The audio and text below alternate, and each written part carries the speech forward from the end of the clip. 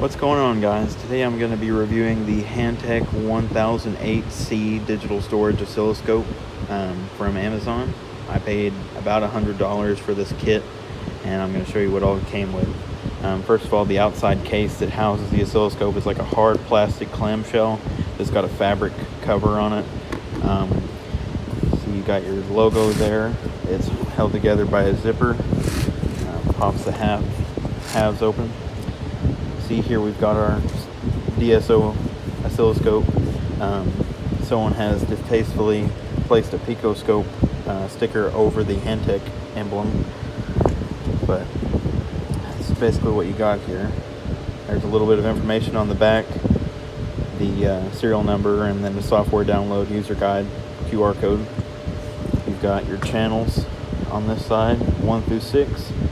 This is a tone generator that I'll go into later, and then that is a LED that comes on when the scope is plugged in. On the other side, you've got the plug-in.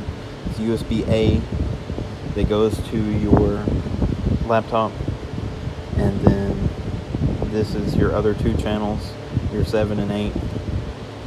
That's pretty much it on the scope.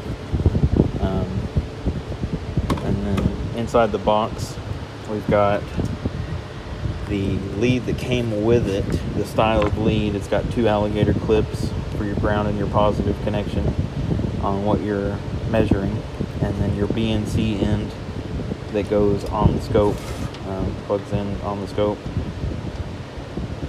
That will help you do your measurement on whatever you're working on.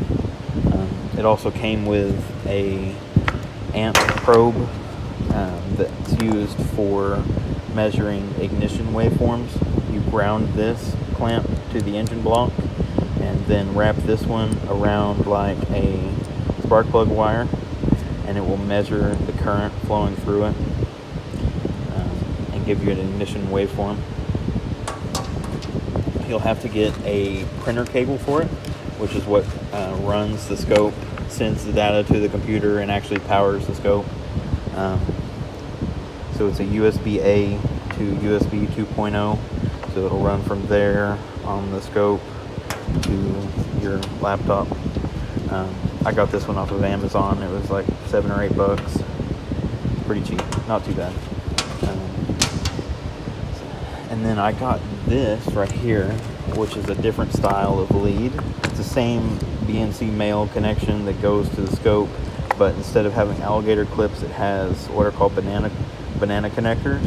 So you can run aftermarket, like a back probe or like a big alligator clip, other stuff like that. So those are pretty handy. I got those on Amazon as well. This right here is a 20-to-1 attenuator. So basically what that does is it changes the voltage reading by 20 times.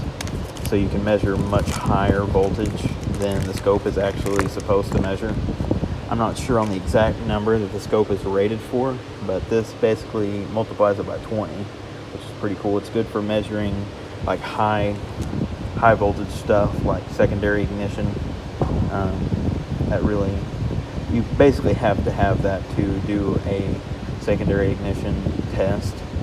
This one has one built into it.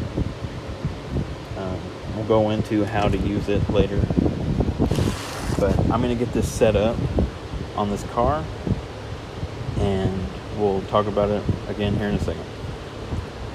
Alright guys, I've got it hooked up to the car here. I've got my 20-to-1 attenuator, and then my lead that has banana adapters on it. I've just got a regular test lead on this side, and then I've got this side grounded to the negative battery terminal. I just put a couple copper pennies on the coil. It's kind of the poor man's way to see an ignition waveform. All you have to do is touch your test lead to those pennies, and it will show up on here as a ignition waveform. The settings I've got ran, I've got my 20-to-1 attenuator selected on the bottom. I'm running it at a 200 millivolt scale at 5 milliseconds. So that 200 millivolt, as we talked about before, is going to be the size vertically of the waveform. and the 5 milliseconds is going to be the time across the screen. So each one of these will be 5 milliseconds, 5, 10, 15, 20 milliseconds, and etc. You know, I've got an all right waveform. It's not great, but you can see we've got a ground ramp up here when it got grounded, and then when it released, you've got your spark line there, and then this is the coil oscillations as it goes back. It's not perfect, but it's good enough to see that the coil is functioning, so that could help you with your diagnosis of the vehicle. Alright guys, so I'm going to be going through the Hantek software with you. I've got it screen mirrored on my computer. I'm going to be clicking Vehicle Diagnostics, which opens up some different presets for waveforms. This one deals in ignition. It's got primary ignition and secondary ignition waveforms and stuff like that. This one deals in sensors, APP sensor, airflow sensor, camshaft sensor, intake pressure, just a bunch of different presets for how to test these sensors. You can click each one and see how they work. I didn't really go into detail on each one. I'm just going through to see, to show y'all what it offers. Looks like this next one is going to be CAN bus diagnostics. So we've got a couple different presets for CAN bus. This one does injectors and like diesel injectors, stepper motors, let's see, a throttle servo meter, a couple of different things like that.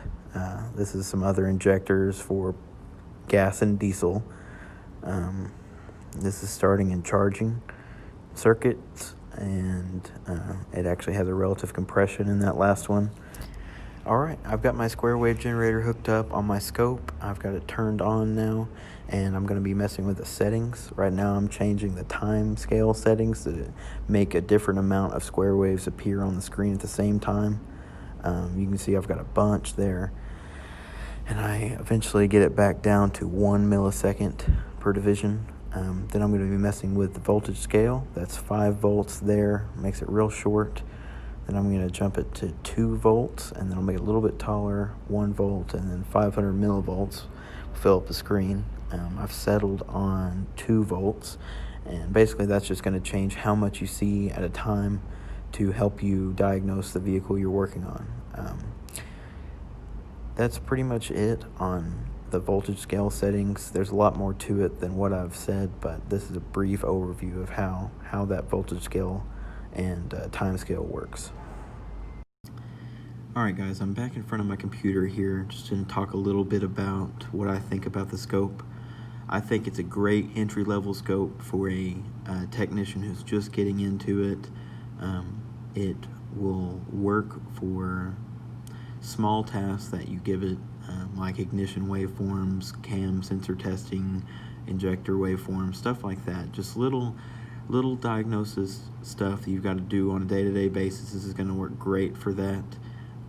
I wouldn't recommend that you go back to your shop and tell your business owner to throw away his Picoscope and go to Amazon and buy one of these, because that's not what it's going to do. It's not going to replace that $3,000 or $4,000 scope, but it is going to give you the ability to accurately diagnose a vehicle by seeing what the sensors are doing.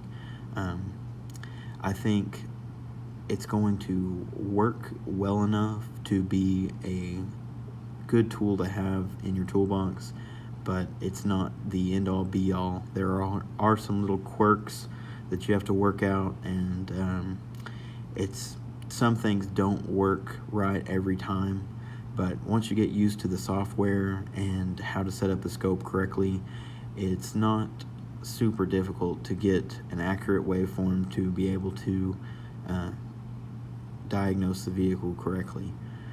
I think that anyone who has $150 to spend should buy this scope just to get into using oscilloscope to diagnose cars. And I mean, even if you don't end up using it, or you decide that you want to use a different scope, you're not out a whole lot of money, and you get to learn a little bit about how oscilloscopes work in general. But I would recommend the scope, and I hope this video helped each of you understand the software a little bit and maybe convince you to check the scope out. Thank you guys.